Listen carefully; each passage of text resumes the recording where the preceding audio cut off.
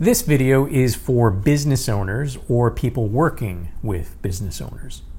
Another program that might be getting passed over when considering what support might be available to businesses is the EI Work Sharing Program. Now, this program has actually already existed well before COVID-19 came around, but in response to the crisis, the program has been expanded and it's now twice as long as it was normally. I thought I would use this video to go over the basics of this program because it may be of interest to a number of business owners. The work sharing program is also designed to help businesses who are suffering a temporary reduction in activity, and the aim is to help reduce the need for layoffs. The program requires a three-way agreement between the business, the employees, and the government. Essentially, all employees of a similar type within the business would have to agree to an equal reduction in hours. So they'd all have to share in that instead of, a few people getting laid off. So what they get is a shared reduction in pay as well as some EI benefits for the reduction in income that they suffer. So let me use an example to show what this means in practice.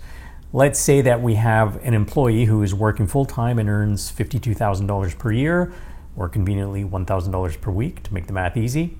If they were to get laid off, they would get 55% of their average earnings as their EI benefit.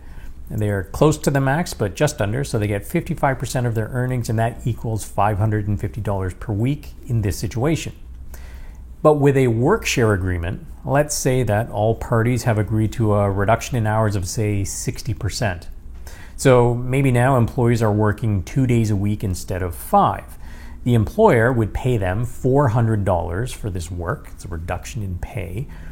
But they would also get EI benefits at a rate of 60% of their regular EI benefit rate, which is 55% of their average insurable earnings. So what that means is that they get EI for the loss in income. The employee would get 60% of their regular EI benefit of $550 per week, which equals $330. Add that to the $400 in pay, and in total they're getting $730 per week for working 2 days per week. Compare that from the employee's perspective to being unemployed and getting $550 per week.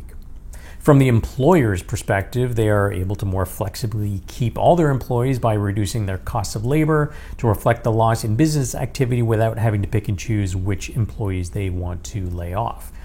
But perhaps much more important from the business owner's perspective, at least in a number of cases, they are more likely to keep all these trained employees and save on the costs of hiring and training someone new when the business interruption hopefully ends, and hopefully that ends soon.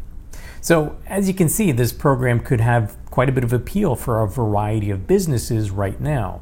It's also worth pointing out that you can take advantage of both the EI Work Sharing Program and the 75% wage subsidy program, the CEWS, at the same time. In fact, you can also include the temporary wage subsidy, the 10% wage subsidy program, as well as the CEWS, as well as the EI Work Share program all at the same time. And you'll know this if you've applied for the CEWS because it's indicated on the form, because the benefits from those two programs reduces the subsidy you get during the CEWS. In any case, since the EI Work Share program can last as long as 76 weeks, I have a feeling that more and more businesses will look into it as a longer-term support. If you are interested in the program, the Canada.ca website has lots of information on it. Take a look through that. You can just do a search for EI Workshare on the Canada.ca website. I'll also include a link in the description on this video as well. Subscribe to my channel for more updates like this, and in the meantime, stay vigilant, stay safe, and I will see you in the next video.